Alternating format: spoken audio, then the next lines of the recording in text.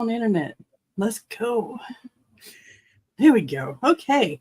Hey, everybody. Welcome to the first episode of Breaking the Block. I have all my lovely co-hosts up here, and I am going to allow them to introduce themselves and what they do and all their books and all the things that they have going on. So let's start with Rach and then go to Lauren and Nicole and Mama Maggie and then Jenna and Skye. Oh, okay. No pressure. Go first. No pressure. So I'm going crazy this summer and writing 2 books. I have two We aren't series. live. Uh-oh. I didn't do it. I see. Okay, us. wait, it's catching up. us. It's catching up. Okay. I was like, oh, sorry, Rachel. You're okay. I've got 2 series. It was originally a urban fantasy series, and it was about all sorts of different supernatural beings surrounding 2 main characters, 2 male main characters.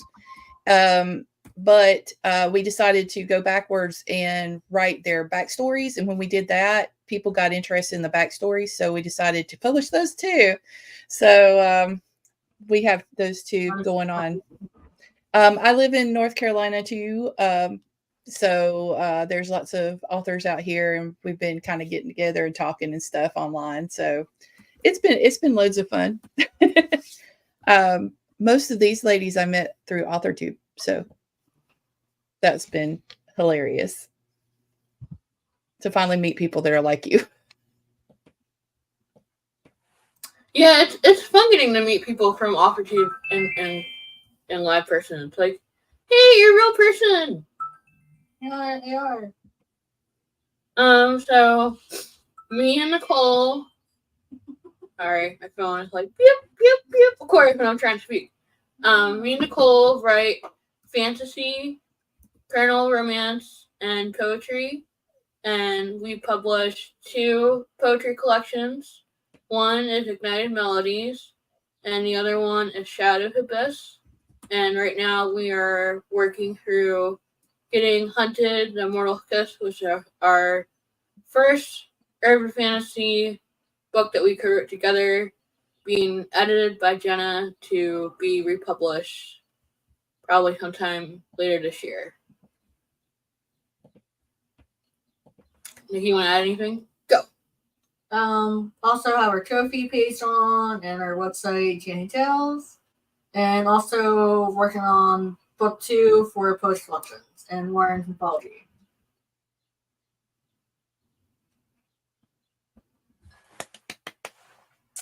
Hello, lovelies. I'm Mama Maggie Ward, coffee addict and migraine survivor.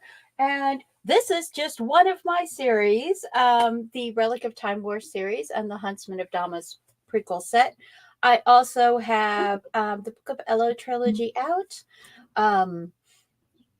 5 books of Pagosa Cliffs series out, and I am on currently been kind of on this forced sabbatical for the last 18 months with a migraine for my writing. So, but I am on the 8th medication and it seems to be working after 2 weeks. So fingers crossed I can get back to writing and publishing.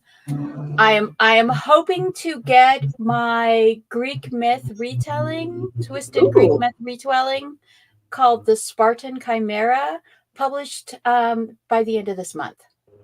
Yay! That's cool. I think I remember you working on that. I'm apologizing in advance in case I'm having any and all audio issues in advance. Most of you know me. I'm Jenna, your soul writer, author of sci-fi fantasy, such as the Myrna Annals, coming to Kickstarter in less than 30 days.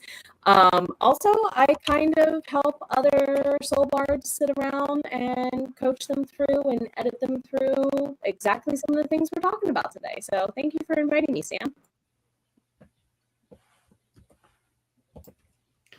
All right. Hello, everyone. My name is Skye. I'm a fantasy author who typically writes paranormal romance under the name SD Haggis, and I'm working on a little bit of everything right now because I kind of decided not to pick a particular project and just jump around as the muse hits, basically. And where were all of you writers at when I was still living in North Carolina? I moved from North Carolina 3 years ago, and all of a sudden, everyone I hear is like, I'm in North Carolina. Oh, No. Don't worry, I'm going to try to visit everyone I can next year when I'm down in North Carolina for my sister's wedding. So I'm like, I was going to say, making plans. 1/3 of the screens in North Carolina, and Other I half guess is if you count Lauren and Nicole as one screen, 1/3's in Maryland between the three of us. So great. I'm the odd one out. Woo! No, Skye, we're both in mountains. We're both in the mountain time zone. There you You're go. right. You're right. Eva says, "Move back, Skye." we have cookies. Ooh. Eva says that she's disappointed there's not enough fluff on the screen. But yeah, we are going to be talking about writer's block, or how maybe imposter syndrome affects writer's block and all of that stuff like that. So anybody up here on the screen having a moment of non-creativity, like they just can't get into it? Me. All right. So what do you think is the problem, just off the top of your head? I think it's a couple of things. I think one, maybe poor time management. So working a regular job on top of having to find time for writing, and then just letting other life things get in the way. And then I wouldn't say being distracted, but sometimes I feel like burnt out, and I feel like there is time in the day that I could spend on writing, but then I just don't have the energy to do it. Gotcha.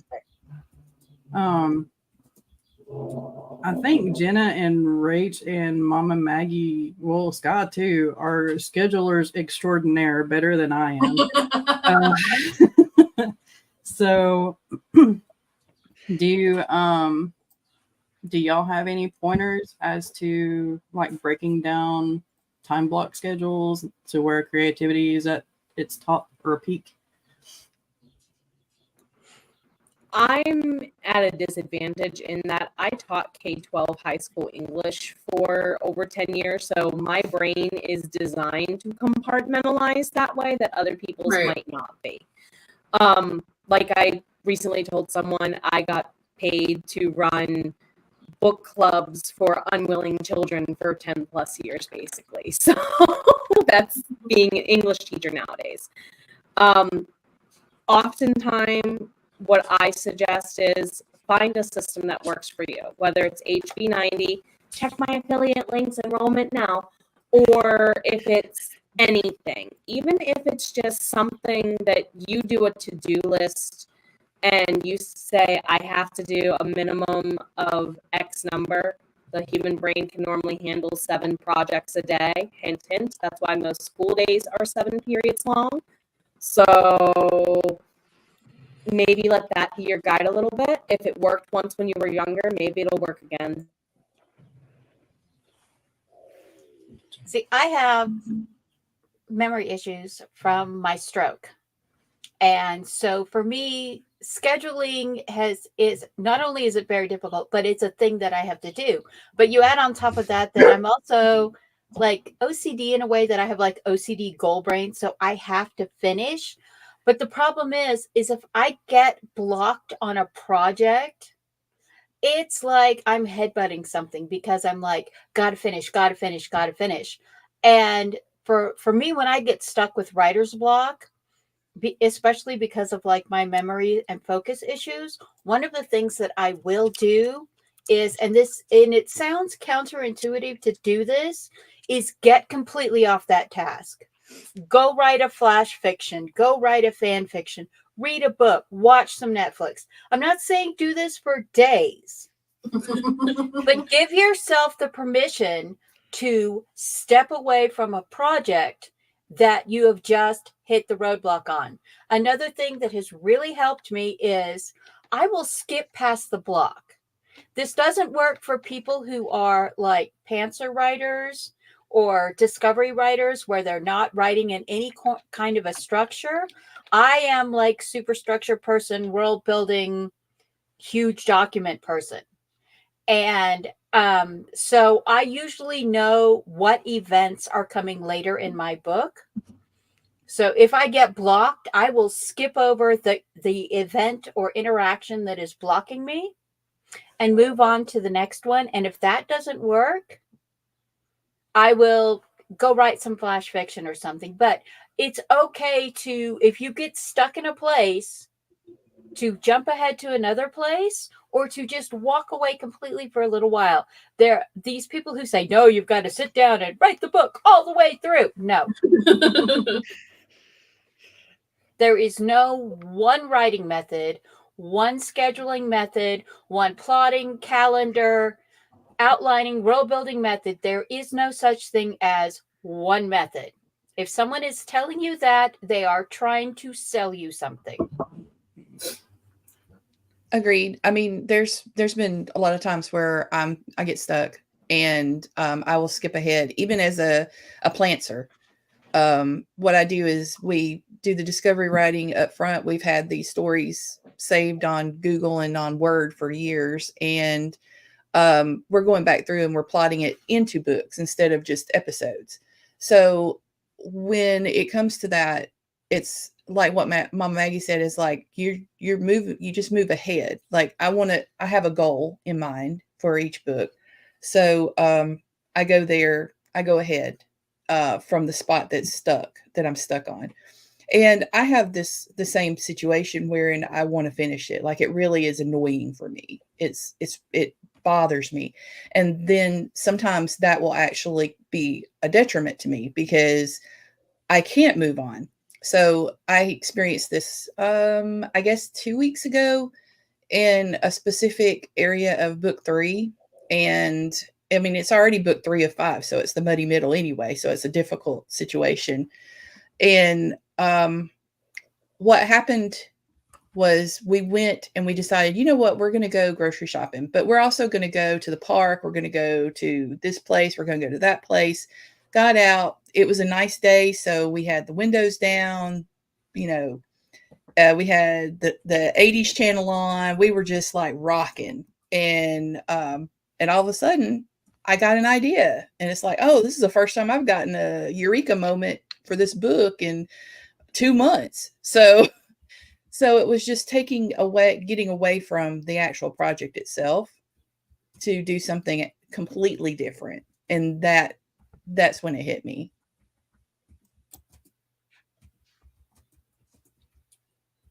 Skye, did you want to say something? Yeah. So I agree with both those terms. I'm lucky in the fact that I work in a job position where I'm not like mentally occupied. So I get to spend a lot of time just thinking about various things, which is extremely helpful in a lot of ways, because when you're physically active doing something else, like Mama Maggie said, go out and do something else, it leaves your mind free to just wander, basically. And that has helped so much, because there's been stories where I'm like, I don't know how to move forward, or like I'll look at it and I'm like, I actually had one of these moments the other day. I was thinking about one of my stories and I was like, I know there's something wrong with it. I can't tell what is wrong with it. And while I was working, all of a sudden I realized exactly what was wrong with it. I don't know how to fix it yet, but at least now I know what's wrong with it in order to start fixing it. And that helps a lot. And it's also part of the reason I just decided recently to just skip around projects as I work on them instead of trying to focus on a particular one, is so that I have that option as I think of things to work on them. And then when I get stuck, I can just switch projects. Nice. The only other thing that I want to add is your brain and imagination are set up kind of on a time wheel. That's the only way I can kind of look at it. So it's a lot of trial and error, but just kind of figure out what time of day after work your brain is engaged in creativity. So like me, whenever I was working the retail job, I would have to come home and I would have to have about 30 minutes of just sitting there, maybe watching a TV show, playing a game on my phone or something like that. And then I was able to go in here in the office and actually write. But then I could only write for about an hour. And I used to get really mad at myself for just being able to write an hour. And that would kill my creativity even more. But I started doing social media posts after that hour, planning them and scheduling them. I was still doing the thing. It was just a different part of the thing. Mm-hmm. So if you can do some trial and error and figure out, you know, when your brain's most creative in the time frame that you have to write, and do the writing then, and then just do all the other stuff around it. Does that make sense? And if I can piggyback off of that, when you're talking about making social media stuff, and that helps keep you in it, but also out of it, that is huge for me, because a lot of times what I'll do is I'll make aesthetics, or I will make a video that is geared toward a specific scene in that book or something like that. So it's literally still in that subject matter. And then I'll toss it up on TikTok or whatever. And it gets really good views and people are, hyped about the project. But at the same time, it took me out of the actual writing and revising part, which is helpful for my brain. Right. And it's not like you kind of said, and multiple of you alluded to, you're not completely disconnected from the world. You're just, it feels like you're dragging your body into it as much as your brain, I guess. Yeah. It's heavy. Eva says this: I work in silence if I find that I'm struggling to work at all. Sometimes the perceived comparisons and demands of productivity can exhaust her. So therein again, sometimes you have to do, like I just did a post on touchstones. Sometimes you have to have certain things around you in order to trigger your brain into, oh, this is writing time. Like I have to have coffee and a bottle of water and my HP90 planner over here and my cards and dice. And that triggers my brain and going, hey, it's time to work. Okay. So yeah. And therein again, if you do social media posts, sometimes that can be like, oh, that's what I need. It makes something up, makes your imagination work on it whenever you're working with visuals, to where you can go back to your writing and be like, hey, I just had this moment. Well, non-writing creativity for a project or for a separate project, this is almost a form of self-care, because it allows you to look at the project from a different angle. If you are stuck and you're just like, I can't even do this. I can't see this monster. I can't see how this fight scene goes. I can't see how this character looks. Taking that time, I mean, I have to avoid Pinterest because it is my time suck rabbit hole. I like, ooh, look at that. And then, oh, it's like 8 hours later. My butt hurts. I have to pee and I got to go feed the dogs. And somehow you lost 8 hours. Like, oh, where'd yeah, time go? It's just, it's, people talk about doom scrolling, and I've never been one for doom scrolling, but I will pin scroll until my little finger falls off. But we need to give ourselves this, there is the almighty God of productivity. And in the writers community, there is this thing that if you're not writing, you're not being productive. And there is so much more to the writing life than just writing. So, it's self-care to give yourself permission to do these other things, to go and do these other tasks. If you want to create an aesthetic for a specific chapter, do that. If it helps you with that chapter, then do it. I am a very auditory person. I listen to a lot of music, and I literally have playlists of music videos for characters, for planets, for series, and it's everyone, like that Sam was saying, you need to find that place where your creativity is best. For me, for years, it was 5 a.m. Writers Club. I was always here, 5 o'clock in the morning, Mountain Time, with the stream, Tuesdays, Thursdays, and Sundays. And my migraines hit, and suddenly I can't get up at 5 o'clock in the morning anymore because my brain is like, oh, no, you don't. And so if there is something limiting you, don't blame yourself. Don't be like, oh, I'm such a failure because I don't do this anymore. No, because this mindset, this negativity mindset you get in that I'm only doing this much, or I can't do as much as others, or I can't get this done. This actually will build a wall of bricks out of your uncertainty between you and your project. And it's completely subconscious, but you're doing it. And it's just because, sadly, and this is the way of our society, all of us here, all of us out there watching, we have all grown up in this world full of nope. Everything is all the nope. And that the nope voice still lives in us. And we just have to learn not to listen to it. Yeah, I mean, I don't even think it's a thing of uncertainty. I think it's like what you're saying. I think it's a comparison. Like, well, this offer doing X, Y, and Z and a million things at one time. Why can't I be that way? But I need to not do that because, you know, like you're saying that, you know, there's only so much you can do. And I feel like you have to embrace what you can do. Right. Eva,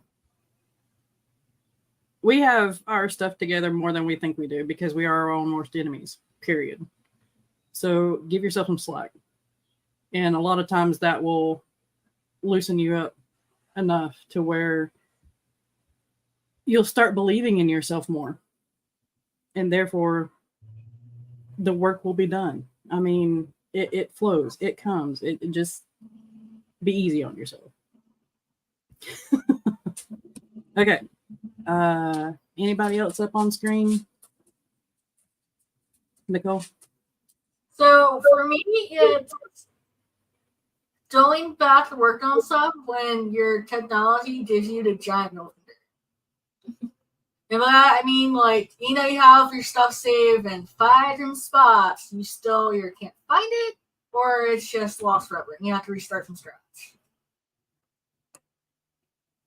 I told you to start emailing yourself stuff. I know. I still can't. It still doesn't do me. I feel this. It's like all my stuff looks like it's really good and organized. And then there's that one scene that I know I just worked on last week. And I'm like, but where did I tuck it? Where did it go? No, And it's not that. It's not. Like, I save it on the computer, I send it to an email, save on the flash drive, have another copy on my phone, and they're all done. Or they're corrupted. Because technology hates you. Yes. tech gremlins.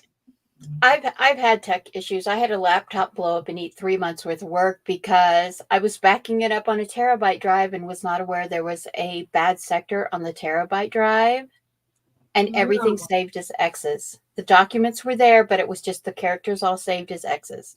And so I had 3 months worth of work that was just gone. And it was editing, it was writing, and I had my notes because I do paper and I do digital. I'm one of those people who does both types. But I was like, I knew this was, where's that scene? I knew it was such a good scene. And because I have memory issues, I can't remember what I wrote unless I've gone through and read it like 5 or 6 times. Because fun fact, experiential memory stores in a different place than rote memory. So the things you read and memorize are actually in a different part of your brain. So when I'm writing something, I have to go back and read what I just wrote. Like every single day, I have to read what I wrote the day before, the week before, until it gets stored up here. I mean, I feel like I'm like that too, but I just have terrible memory. So, but it's the thing with technology is trying to get things out into technology. Sometimes that becomes an issue. If you're having trouble writing with your fingertips, switch to handwriting, switch to a notebook, switch to dictation. I mean, yeah, you got to go back and fix all the dictation things later because dictation creates weird documents. But you're still getting the story out. There is more than one way to produce the written word. And don't be afraid to go off and use these other technologies to try to create things. And it's like I keep things stored because I did literally, I had, when I was publishing Pagosa Cliffs, the second book in the series is called The Wild and Enemy. And I had written scenes through the whole first trilogy about the main character, Millie, getting therapy. And then I had an editor who didn't believe in therapy. And she was like, take all these scenes out and let's see what. And so when I got the new editor and I was putting them out, I was reading the copy and I was like, wait a minute. There's a scene missing. There's a scene where she talked to her therapist. There's this. And it turned out that I had 11 sentences that I had pulled from The Wild and Enemy in reference to this. And I ended up going back to a 3-year-old printed copy to find this. So sometimes you can find it, sometimes you can't. If you can't find it, and I have goats, and one time they broke in the house. Oh no. And when I came in, we got home from town, the goats had broken into the back door and of the house. They'd gotten out of their pen, got in the house, and just trashed the house. Oh no. And they ate one of my notebooks that I had not typed in yet. So honestly, I think the scenes I created after they ate those scenes and pooped them out were actually better. So don't be afraid to rewrite them, because just because you think they're fine, they might have been poop or literal goat poop. And, you can always rewrite something.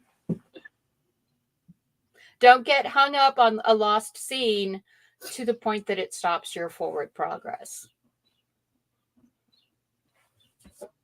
I know accessibility has a lot to do with which technologies that you have to use. So I know that that's kind of an issue, because when you save to different things and it's not accessible to you, you still just can't get it. So maybe Otter is accessible. I'm not sure, but there's another option for you, and maybe it'll upload and save better than some of the other tactics. I don't know. Let me see if I can find it. Educate us, Sam, on what it is. I've never heard of it. Okay, so Otter AI is a meeting note taker and real-time AI transcription. Now, my only fear with that is it's got AI with it. It does not. Let me pause, because some of my students in past years have used it. You got to look really closely at their copyright clauses as a creator. I will say that. Gotcha. A lot of people in education are using this right now. It is a great tool. However, you need to see, as a creative producer of content in books and social media, whether or not they can claim any ownership of your stuff. That is true with any AI entity. Gotcha. Okay. Yeah. Yeah. The only other thing I can say to that is maybe ask around to see what other products like all of us use, or like some people in the blind community, what they use. Just ask around and see what might work for you as an extra place to save all that stuff. Because I know I save mine to Google Docs, Word, Dropbox. I have 2 extra external drives, and they go on one of those. I used to do thumbnails, or not thumbnails. Flash drives. Thank you. But those got corrupted more often than anything, so I just stopped using those. Yeah. And I have them saved on my phone too. And I've noticed that, especially with my phone, transferring them from the computer, like a Word doc, over to it's Samsung Notes on mine. There's some issues. It'll get corrupted a little bit or look corrupted a little bit. So, yeah, just ask around. That's my only best advice I can give you, I guess. And this is for me, this is an open ask because since if y'all don't know, it's like I had to take a year off basically because of my eye. And since having the surgery, it goes in and out, and sometimes I'll start getting double vision or headaches. And so I can't write as quickly as my brain comes up with the stuff. So if you guys have any suggestions on that, please. I haven't tried using the voice to document yet, but I'm looking for suggestions because this isn't getting any better, even though the tumor is shrinking. The result, unfortunately, of radiation up here is not exactly good for the other stuff, even though it does shrink the tumor. So let me know if you've got suggestions, because I've got lots of stories to tell, but I can't get them out as efficiently as I used to. Keep in mind for dictation, Microsoft Word has one built into it. However, Google has one built into Google Docs, and it pulls straight from the same. If you say, hey, Google, and it, please don't kick off and search something. When you say, hey, Google, and tell it, it has taken its database of all the different accents. It has studied through their search engine, and they now use it for their voice recording database, and it's more accurate than words. Yeah, Google wow. Transcribe is actually, especially for those of us with a little bit of Southern,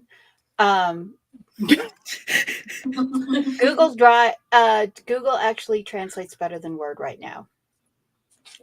There is Dragon Speak that will get you, that you can get. It is more expensive. However, you have to train Dragon Speak to understand you.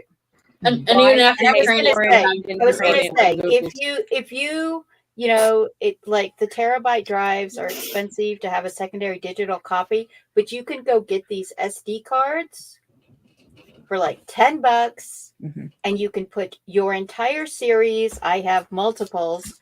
You put your entire series on an SD card, throw it in a little box, put it away, and then you have a forever digital copy that is safe and protected and not like connected to the internet in any way. Yeah. Toshiba has a 2 tera external hard drive that is constantly on sale during the summer months, approximately at the $80 or less mark. Teachers, students, and whatnot are who they're targeting. I think if you have the $80 or whatever it is or lower to get it, it's worth it, especially if you're making videos for YouTube. Yeah, it is worth every penny, I'm telling you. Terabyte drives have saved my life. But let's see. And being in a habit of just making that weekly backup, monthly backup. I know it's like, oh, it's no. Do it. Make the backup, because that's the other thing too. Like, you can buy one and then like not update it regularly, and then like that's when it crashes, and you're like, oh man. Yeah, you've got to keep the habit. Just make it a habit, like brushing your teeth. The more you do it, the more habitual it becomes, and the more easier it is to remember to do it. You know, and it even says record yourself telling the story and try to describe at your own pace. That's an awesome way to do it, but it's also like, because I know you work with Dawn, maybe if you transcribe, she can transcribe a little bit for you too. I don't know her health wise, but maybe she can help out a little bit as well. I don't know. She's got a full-time everything right now, so that's why I was like, I don't want to put something else on her plate if I can help it, because of everything going on there. So, but yeah, if I can if I can get her to do it, I can. She already does a lot of the character work, but yeah, I was wanting to also do it like in idea of the future, because there are some books and stuff that I've got planned that are just wholly mine and not collaborative. Gotcha. Well, whenever you get rich and famous, you can hire somebody to transcribe you. All right. Anything else for up here? We do have a couple in the chat, but anybody up here got anything else? Speaking of ways to like save your stuff and the external hard drives, you guys mentioned emailing. One of the things I used to do when I was working at another job is that I would write during my lunch breaks there on their work computers. Don't recommend, by the way. But at the same time, what I would do is just copy and paste the text that I wrote that day directly into an email and send that to myself versus attaching a document. And that way, when I would send the email, the subject line would be like X story, chapter, whatever. And then the text would be right there in the email. So there was no chance of losing it because it would be in your sent file from the computer you sent it to or from. And then it would be in the inbox of whatever computer you sent it to. And that would help in that direction as well. Right. I mean, it's finding more time to write, so I don't see why that's a bad thing. Depending on what company you work for, they have Yeah. rules about it, and they Yeah. are like, you cannot write on company time, on company computers, or whatever you create is ours is the big thing, and that was Yeah. the problem I ran into. Whatever you create at the office is theirs. Another thing is, when I first started writing, when I edit, I needed to do a print copy to edit. You can literally set up on your Amazon. You can set up a thing like you're going to publish a printed book, but you just call it draft ... or something, and you just change the subtitle. You just put that in the book, and then when you make the cover of the book, you like put in here draft this copy, this edition, and you can literally make yourself a pre-sale copy of the book, get it printed out. Getting a printed book from Amazon is actually $5 to $6, depending on what you're getting, depending on how many pages it is. And to have that actual physical copy to edit with, or to just keep as proof, this is my story, this is my book, can really help you. I mean, if you're like trying, because I get draft blindness when I get blocked, because I've read it so many times or had it read to me so many times. There are things that I don't see. There are things that I don't hear. And when I was working on the Ghost with Cats series, when I was working on book 3, I just hit this point and I'm like, I have no idea. I don't know where to go from here. I am literally in the muddy middle. Here is the big final scene I've already written. I have nothing to fill in this 150 pages. And I ended up printing it to reread it. And then I found this huge flaw earlier in the book that I was able to just twist it and take it out and then go ahead from there. But sometimes you just need to change medias to get past that block, and saving it, reading it in different formats, because the layout looks different. If you switch from reading it in Word to reading it in Google Docs, it looks different. Sometimes all you have to do is change the font. Go change the font of the entire document. Mm-hmm. Or change the voice that you are listening to it in. And that can get you past that. But don't be afraid to think outside of the box. You don't have to do everything in one place. And please, for the love of all that is holy, do not store everything in one place. Yeah. And to that, just one more thing was, and she mentioned it too, listening to it and reading it out loud for me, that was something that I had never done until I started getting into the AuthorTube community and I heard other people talk about it. That has helped tremendously. Like if I get into a point where I'm like, something's just not right here. I don't get it. And it's a block. So then I'm like, okay, well, let me go back to the first of the chapter. And then I start reading it out loud. And wherever I trip, I mark it. And then I go back and fix it. Then I go back and I'm like, oh, and a lot of times that'll just cause my brain to latch on to what's wrong. Why am I blocked here? And to kind of go off what I was adding in chat, it's even a good, don't just rely on one voice to read it, because most of Word uses Microsoft Mark or whatever they call the female voice. Go to a completely different program and use theirs. Natural Readers is a good choice for even having it read in different accents. It is AI, heads up.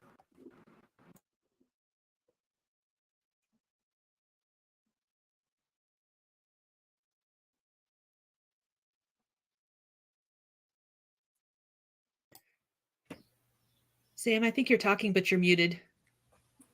Okay, I still know. So yeah, I need more coffee. I've said this a couple of times. I think we could probably do this once a week if y'all are game. I know time frame and stuff like that could be an issue, but yeah, we can make it once a week. We can trade out channels if we want to. Anyway, anybody else up on screen have a block, or do you want to go ahead and hit the chat?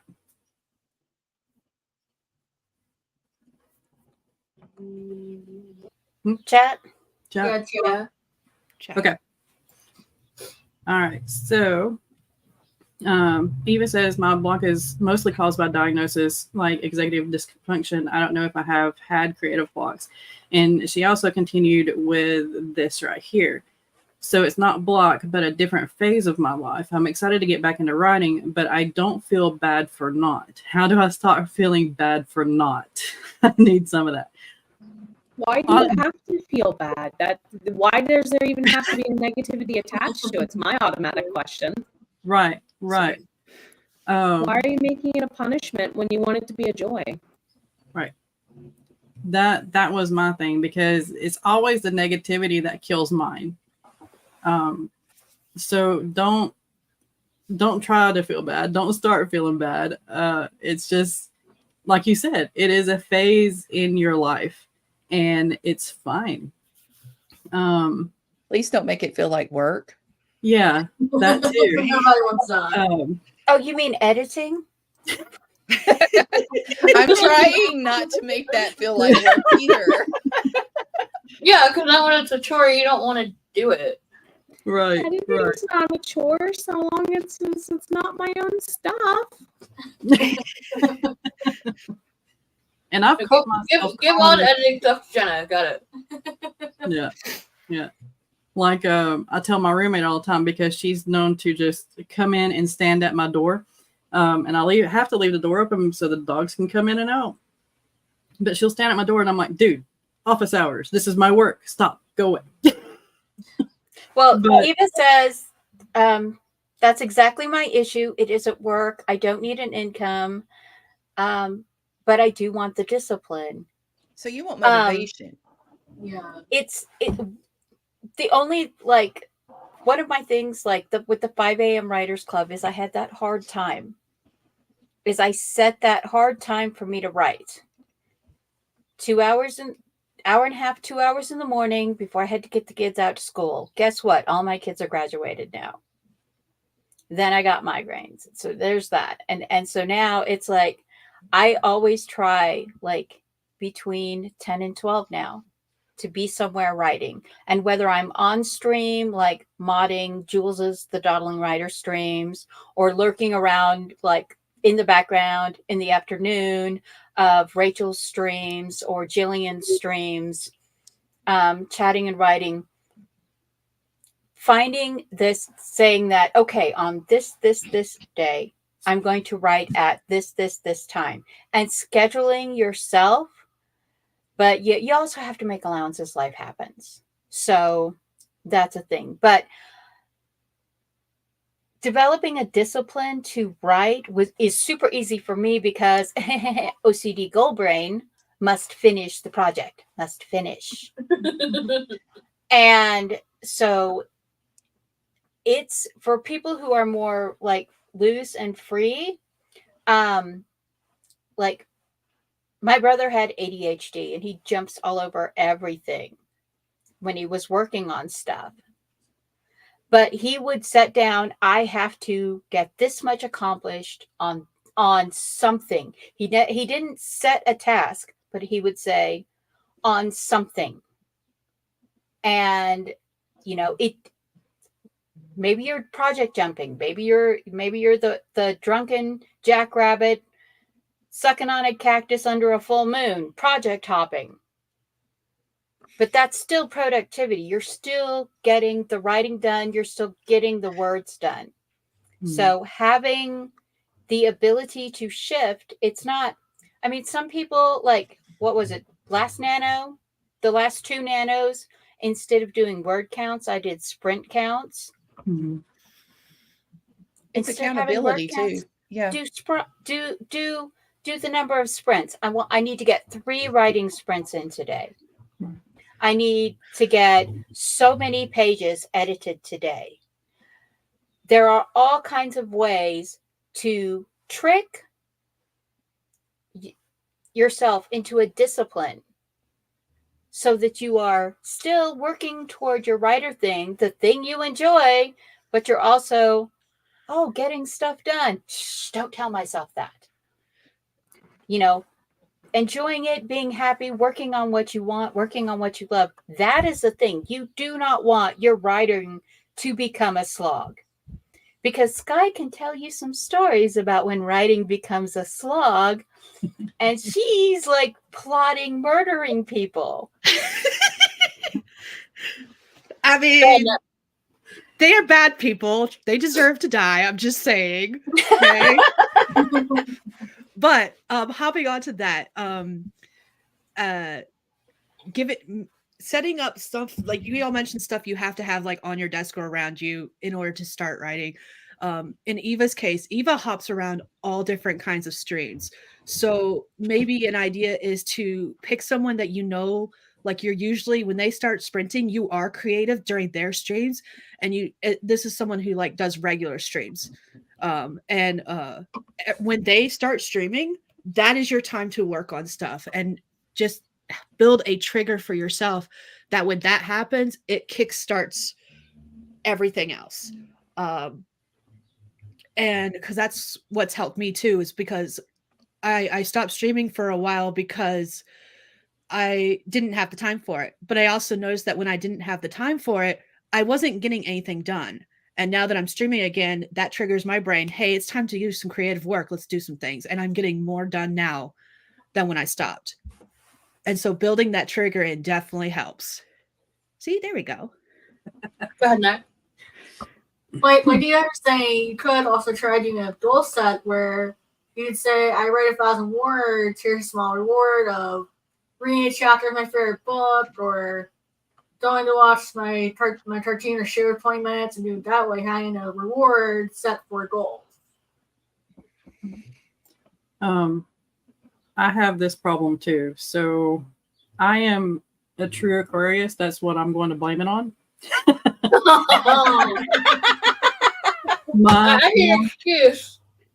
My mom and dad were both Aquariuses, and then they had me. So I can set a schedule, and it works awesome for like 2 weeks. And then that 3rd week is like, me. Right. So with or you could like cut up a schedule and not follow it at all, like me. But you know this. But you know you do this. Yeah. So what you do at the beginning of like a quarter is you're like, I'm going to do this for these 2 weeks, and this for these 2 weeks, and this for and you just, and it's like, who is it? Stephanie. What is her last name? QWERTY. Everybody knows her. She's got the little mambo parrot on her shoulder or on her head or flying around the background all the time. She has a spinner wheel and she will spin for what she's doing in the sprint, and then she rolls D&D dice for how long that sprint will be. And sometimes it's a 17-minute sprint, and sometimes it's a 49-minute sprint. Oh God. And the spinner wheel tells her what she's doing. That would drive me insane. I'm just She's saying. giving herself I know a you're Nicole too, Potter or gear up. you and I are too organized to do it. I mean, I love the long sprints, but I usually stay on the same task I am. But she needs to be able to jump around. And so that rotating focus of attention, you're still working. You're still getting this project done or that project done or cleaning your kitchen sink during the time that is allotted, but it becomes focus time. And that is a perfectly valid method for working because everyone's like, oh, you're just all over the place. Am I? Because you're still getting the list of tasks done. You're just not going through it tick, tick, tick, tick, tick, like me and Skye need to do. Or just all organized chaos. There can be a lot of freedom in just giving a chance to decide what you're working on for however long whatever sprint you're working on is. Yeah.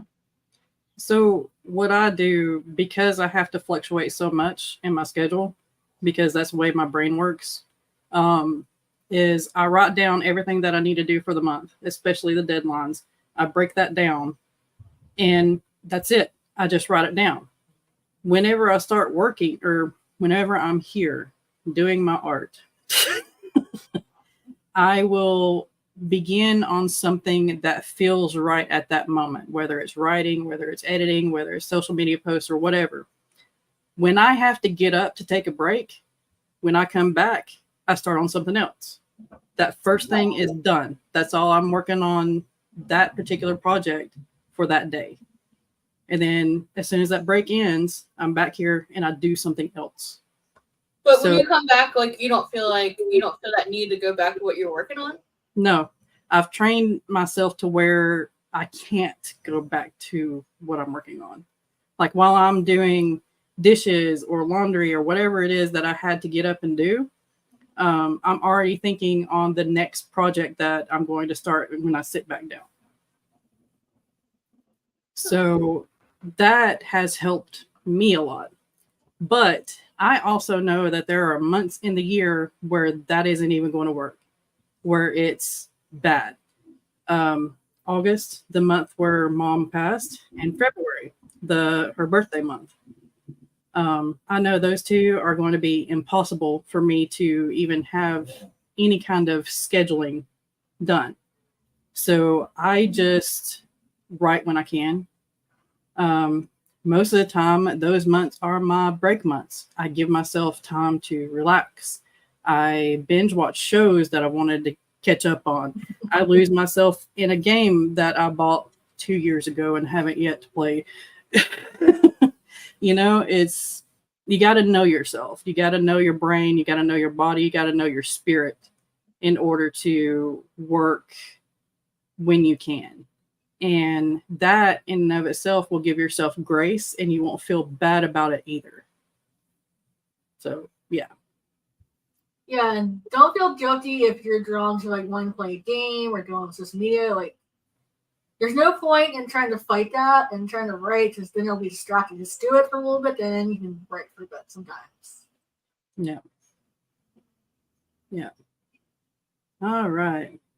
Habit stacking. Yeah, there you go. Thank you. I didn't know there was a name for it. Yeah. There you go. I kind of knew because that's kind of where I got the idea to start and try to build off of it, but I forgot that was 10 years ago. So yeah. Let's see.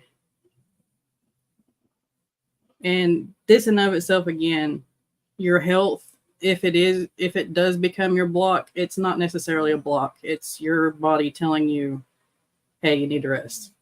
Or, hey, we need to take care of ourselves so that whenever we do have good days, it's a good day. I have to tell my sister that all the time. She's got fibromyalgia and multiple sclerosis. Yeah. And she has always been self-loathing. I don't think she's said a kind word to herself in her entire life. So it's like, hey, you do what you got to do when you can.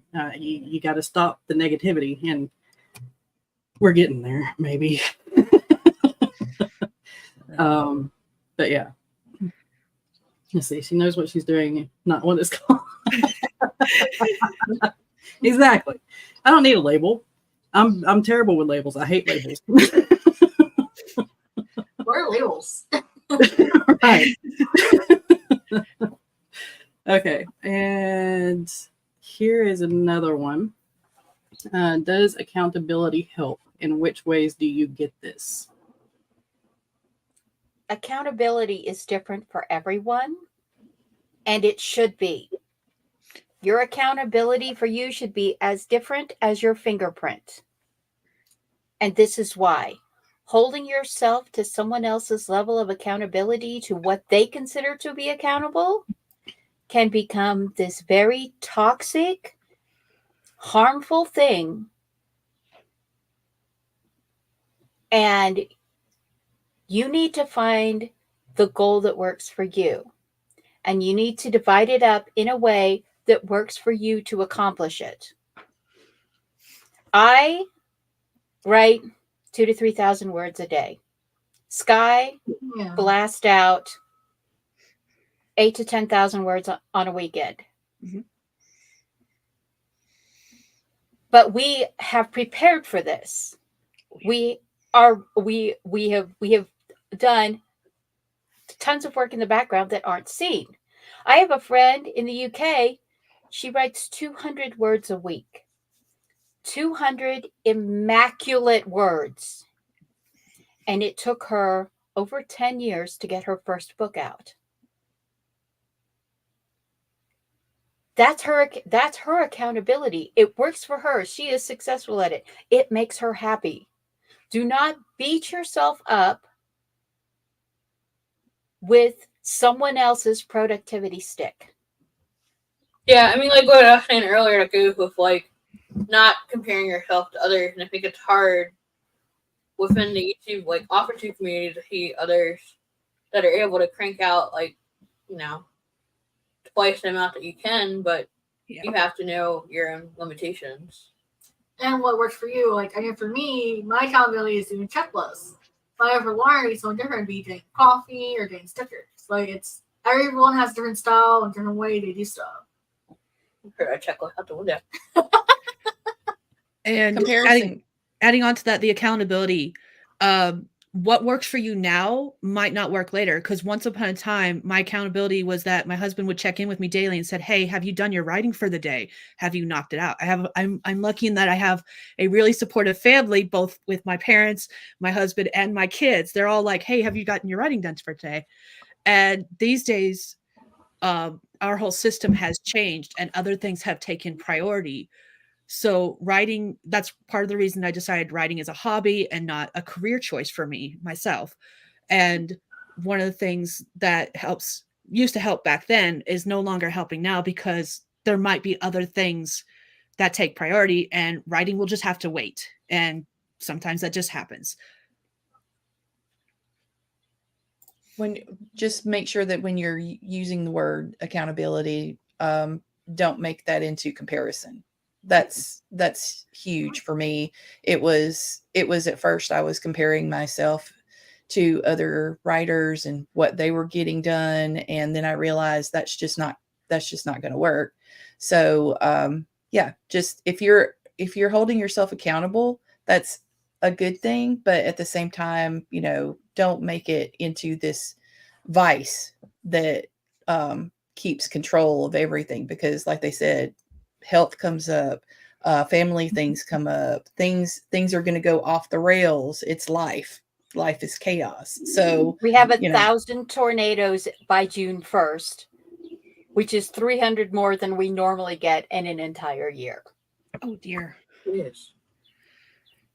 And to add to That's that, 2024. 2024 is all about whether it's the weather or your writing or your work or your real life or your farm. The tornadoes are everywhere this year. About there. and to add to that, don't feel ashamed or disappointed if you don't meet what you set for a day, or if someone comes up and you can't stick to what you originally had planned. Don't hit yourself or say mean things to yourself just because you can't meet that. I don't mean that for today.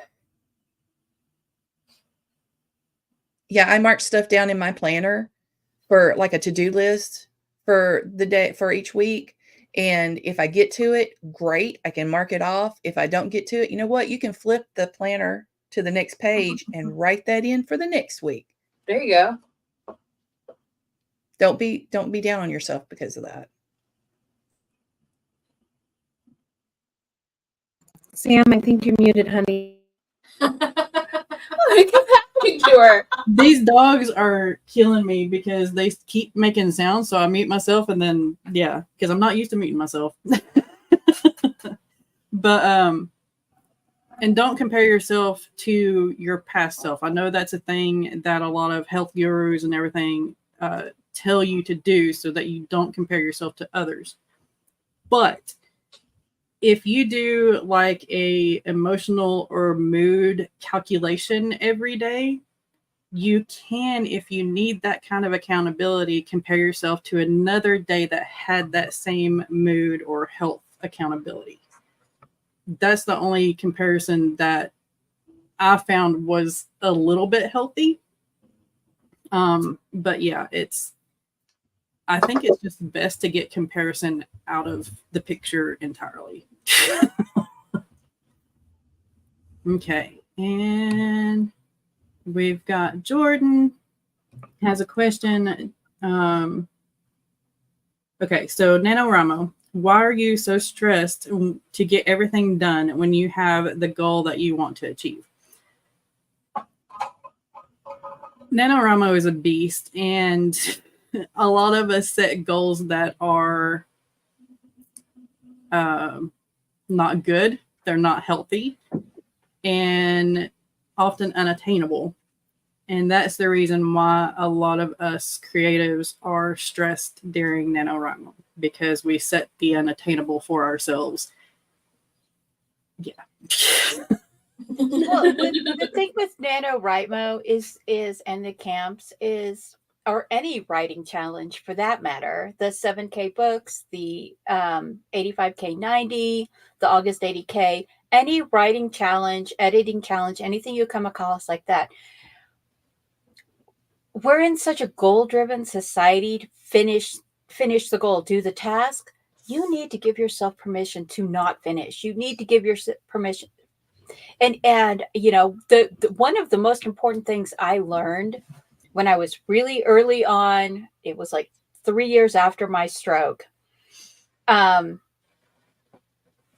I started NaNoWriMo on a project. I made it 6 or 7 days in, the first week in, and I couldn't make the project work.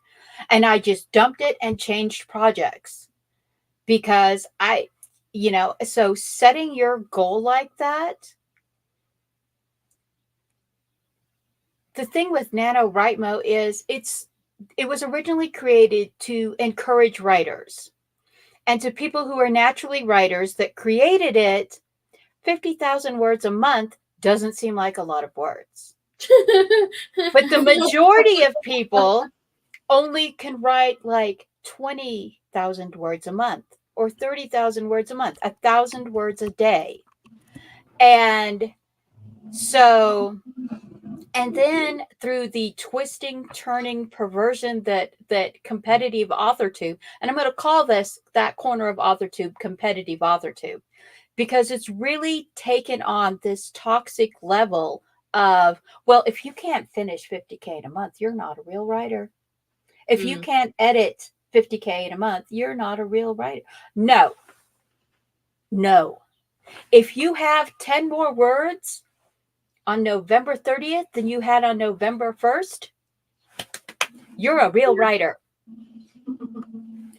So the whole goal of these writing challenges are supposed to be to inspire you, are supposed to be to encourage you. The accountability is great for these things, but they're not meant to make you stress, lose confidence, or give up. If they do any of those things, they don't belong as part of your writer process, in my opinion. Yeah. I really got to agree there with Mama Maggie. There's no such thing, kind of leading into the whole thing of you're only an author if you publish. Kiss my feet. Look at the definition of author and writer. Same thing. Neither of them require the word publication. Come at me, fellow author tubers. You're wrong.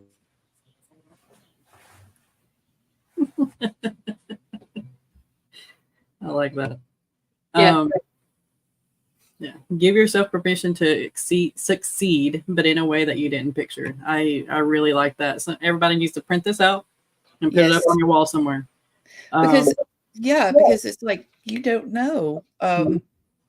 I for the last two nanos that I participated in, I was just like, okay, well, let's see what we do. And things happen. Didn't get my goal. But you know what I did find out was I figured out how to plan ahead of time better. I also figured out what twist that I needed to do in my next project, because I didn't realize what kind of twist I was going to make in this particular project until I was in the middle of it.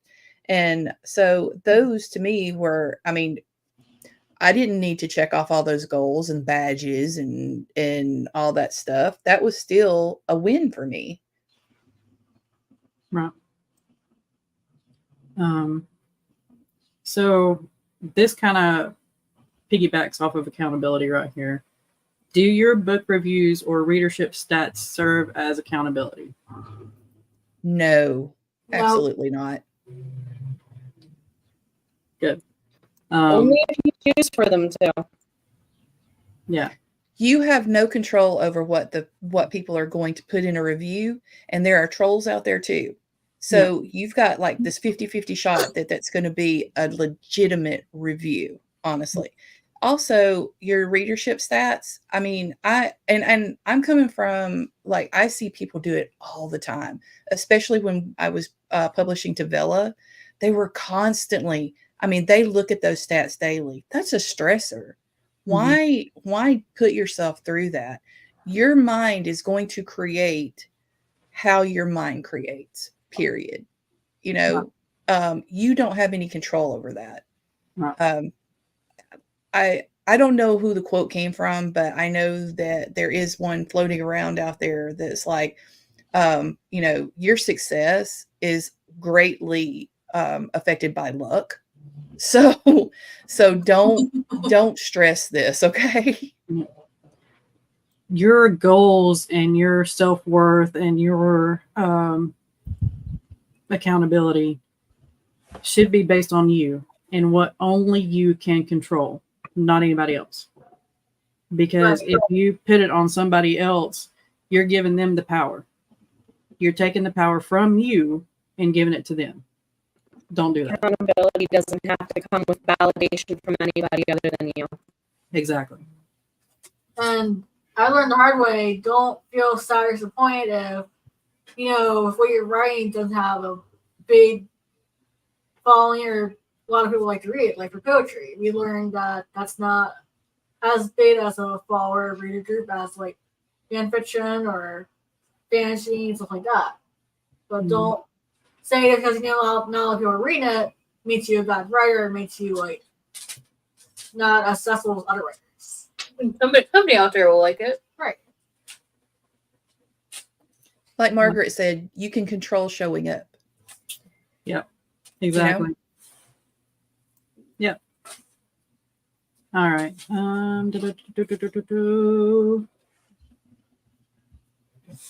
Sorry. Too many tabs. Okay. Not enough coffee. I was gonna say, is that insight into your brain? Like all these tabs have been not enough caffeine. That needs to be a shirt, Sam. Yeah. Too many tabs, not enough coffee. I'm gonna write that down. But I counted yesterday. I have like 40 tabs open, and I need to clean them out badly. 40 But I tabs? use all of them throughout the day. My computer would explode. Like 5 open. No, I have 40, and the sad thing is I use each one at some point through my work day. Wow. Impressive. I close all mine at the end of the day. I'm done for the day. I need to start doing Like, that. no more. No more. There's a reason that my bookmarks bar looks like it does. Yes. My bookmarks bar is so disorganized, I can't even use it. That's another goal. Anyway, from author Thomas A. Hunt, I think sometimes, or at least for me, we forget why we started writing. It's something we enjoy. We stress about the business side, or I have to get this published on a deadline side of it. And I wanted to highlight that because this is important, especially to our own self-accountability, because if we base everything on deadlines, if we base everything on something else like readership or whatever, that is negativity, and it's compounding on each other. Each project that we do, each project that we may or may not complete, it just compounds that negativity. So remind yourself of the joy. You know, have your picture of you holding your first book that you published somewhere. Remind yourself of the joy, because that's why you started. That's why the world needs you, is because you need to share your joy. Agreed. We started our writing because we were in hobby groups together, me and Dawn. And the hobby groups and the writing came from just kind of a need to get away from reality. We enjoyed each other's characters, and so we grew closer and we started trusting each other to the point that we took it offline instead of continuing a story in a group. The group was starting to implode, as happens sometimes. And so we took our characters and kept writing, but we had no plans to publish. We were doing it because it felt good, because it made us feel good, because we could take things that were going on outside of us and give them a good, happy ending instead of what reality sometimes gave us. And it's a de-stressor. And I believe that a lot of times business can creep in and not just make it negative, but also be part of the block that you have, because you're trying to make sure that it's something that is palatable for everybody instead of just your joy. But the thing is you have to also focus on your joy. That was the whole point of the writing to begin with.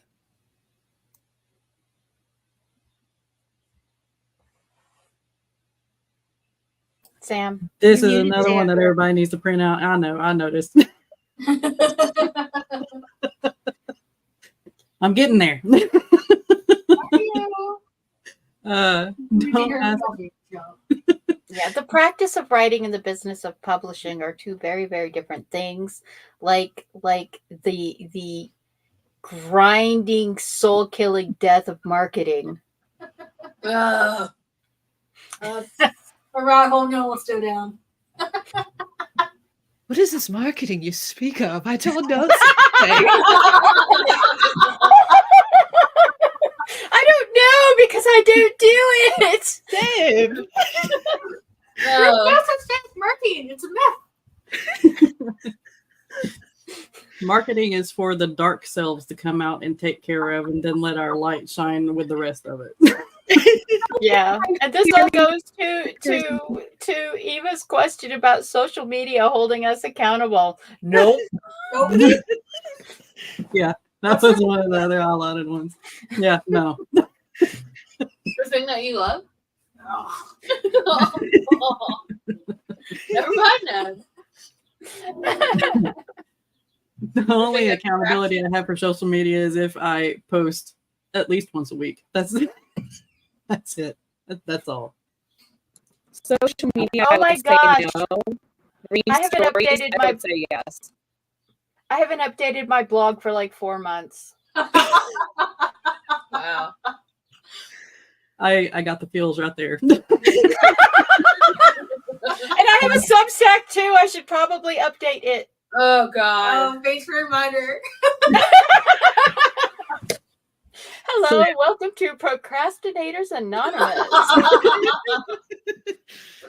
All right, everybody take note of how long it's been since you updated the thing.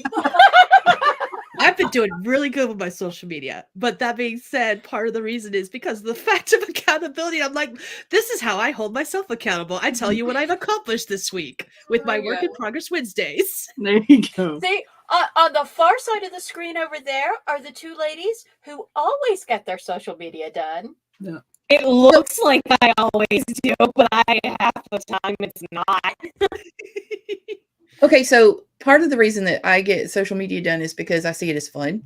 It's one of those breaks, like stacking things. What are you stacking? Habits? Anyway, Habit stacking. habit stacking. Okay, so yeah, it's one of those, hey, I've written enough, I've revised enough, my brain is mush now, so let's move on to something that'll be fun. Oh, Canva. Okay, so I can make something, toss it on social media, and it's a break and it's fun. Also, you guys are rocking it with everything going on, so I'm constantly capturing images for different author tubers doing things and putting them up on social media to kind of advertise and boost that. And I count that too as my social media. So Right. I don't know if I would say that's accountability for me. That's more just a thing to do. Hey, and anything that brings you pleasure is self-care. Right. Yeah. If Yeah. it makes you happy, it feeds that little thing in you, then it's self-care. Procrastination, or procrastivity, as I like to call it, when you're being creative by procrastinating on doing what you should be doing, that's a form of self-care too. Yeah. The things that fill your well. Celebrating other people's wins is a win too. So this is going to be the last little question because we've got to go. We've already been way over an hour. It's 17 minutes over. It's fine. But yeah, we'll do this next week. So everybody in the chat and everybody up here on the screen, think of some more stuff that you wanna do. But yes, last little question here. Does having a critique partner or reliable first reader hold you accountable? This is why I need my Ream stories crew now, because if I didn't have them, they will hunt me down and be like, we haven't gotten a chapter for 3 days. Where's my chapter? Sorry, guys. No, life hasn't gotten in the way. I'm sorry. Yeah. So my first reader definitely holds me accountable because it's the husband. Yeah, I pointed in the right direction. Somewhere over there. Yeah, over there. But I don't really have a steady critique partner. Like I use Story Origin or yeah, let's not just think of names today. But I use those. Those are kind of like strangers. But he really holds me accountable.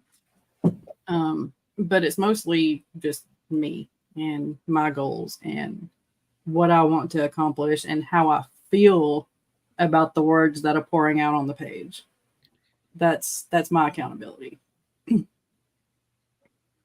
See, for me, I started after my stroke, I started writing to relearn language. So it was my children that were holding me accountable. And then the other two, they got interested in like K-pop and stuff like that. So they like went off. But my middle was the one who was always has always been my accountability partner, who's always been Anne.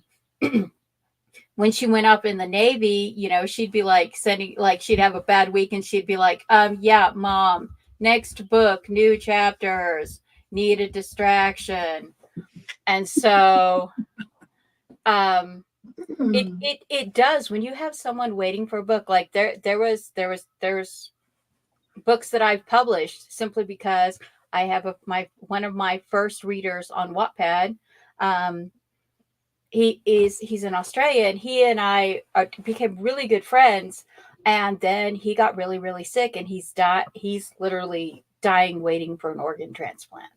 And there have been a couple of times that I have like grinded to get a book out because I wanted to make sure that that I could send him the copy of the printed book from the really rough draft that I had put on Wattpad or Inkit, so that, because his support and everything meant so much to me, I wanted to make sure that I could get that to him. And Eva, it's a literal deadline.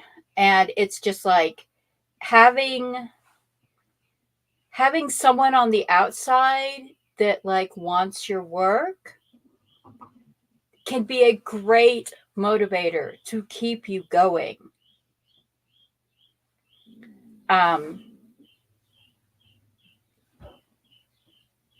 What were you gonna say, Nick? I was say for me, I don't really have a first reader. However, my printing accountable is her, because a lot of times we'll hear her talk about something we're working on, or try to help each other get through like writer's blocks. And sometimes we like, hey, I need to work on a story. Where are you at with it? Like when we work with Hunted. Being distracted by social media. Going down a rabbit hole. Don't open Pinterest. Not accessible, if that helps. No, that's not even an issue. It's Instagram. It's like 30 hours later. Were you supposed to be writing? Yeah, I went on Instagram to look at something, and it's like, look, 3 hours have gone by. Mine are my games. My whole day is like, don't do level. Yeah. Set a timer for social media stuff and games. As soon as that timer goes off, go away. Yeah, because I'll get lost in my game. I'll completely get lost in it. I'm an all-day gamer. Once I start gaming, I'm not doing anything else. There. It only gets done once a month. I know it's so bad because I lost the ability to game when I had my stroke, because I can't keep myself alive in Minecraft anymore. Because my reaction time that doesn't happen. Don't try Ark. I will watch other people gaming. And I'm like, ooh, an entire playthrough of Tears of the Kingdom. Okay. I don't hear this. La. Yeah, no. Yeah, if it's not gaming, it's YouTube. Watching gamers. I have to stay off gamer streams on Twitch and YouTube. The only person, my friend Amy on Twitch, she's the only person that I will watch game on Twitch. Jorge, sometimes I will watch Jorge game, but I've had to like completely like step away from that because I miss gaming. I miss it so much. And I will watch other people play through another game for days. I feel you. It's not, a lot of new games are not very accessible. Like they're just too bright. So like, I don't know, YouTube. You're like, oh look, 10 hours went by. Oh, well. But then you have to watch them play the whole game. You can't watch them play one level. You gotta watch them play the entire game. Yeah. Unless it's a chapter game and it's just one chapter game's out. Oh no. All right. So I'm going to let all of y'all do your outros, and we will be at this again next week. I'll let y'all know in the chat, since everything is probably going to be Sunday again. Is that okay with y'all? Yeah. Yeah. Okay. I think that works. Cool. All right. Okay. We'll start backwards. Skye, you want to go, and then we'll put you on the spot. Oh, so I'm first this time? Cool. Okay. Hi, everyone. I'm Skye. I'm a fantasy author who typically writes paranormal romance under the name SD Haggis, and this has been a great discussion. I have loved it. I didn't know what to expect from this, and I was just like, I'm just here, and it's been awesome. Thank you again, Sam, for putting this together. I'm Jenna O'Malley. Look out for the Marin Annals coming to Kickstarter. All 5 books, plus some spin-offs, 4 of which are in print for the first time. And of course, Mama Maggie. I am Mama Maggie Ward, independent author, stroke survivor, and I have books, so go to my Amazon page. I'm happy to be part of this series because breaking writer's block is a big thing. Overcoming imposter syndrome is a big thing. Not letting the toxic side of writer life and author tube ruin this dream, this love that we all share for words and sharing stories means so much to me. And I think that just everyone needs to just love your words and love yourselves. Oh. Nicole and Lauren? Yep. I'll do this time. You do the opening one. Okay. So we are the Writing Sisters. We also have a second YouTube channel called Luna's Mestal Lights. You can find our books on Amazon or on Audible. And this was a good idea because writers or any type creator will have this problem where you question your ability or you wondering if what you're doing is worth it or not. Yeah, I feel like a lot of good points were brought up today because I think sometimes either you get in your own way or you let others get in your head and then you question if what you're writing is good enough. But Maggie said it the best, like you should love what you're writing and try to find joy in it. Sam? Okay, so Yeah. I'm Rachel, Rachel Very- D. Adams, and I write both nonfiction and fiction. The Dragon Tasker series is my first series. It's urban fantasy mixed with paranormal romance, and I have a prequel series also coming out simultaneously. Ooh. We have, I also have aggressively helpful writing advice over on Substack and also kind of a mixture on Medium of writing advice. So I love doing these panels because there's so much support and I generally learn something every single time I'm part of one. So I want to thank everybody for pitching in and teaching me. And I hope that we can all continue to do this and boost each other as we go. I appreciate that. I appreciate all of y'all joining me up here and supporting me in this way. And I'm hoping that, like Rachel said, y'all found support and answers to your questions. And I want this to be a safe space, and I want this to be a helpful space too. So yeah. I'm Sam, for those of you that might not know. I'm a writer of romantasy or fantasy with romance. And I have most of my finished books up on Ream. The link should be down below. I know I'm missing Skye's links, but that will be rectified here in just a minute. But everybody else's links are down below. So make sure to check them out, subscribe, friend, like, everything, all that good stuff. And we will see you next week for another Breaking the Block. Yay! Y'all have a good weekend. Bye.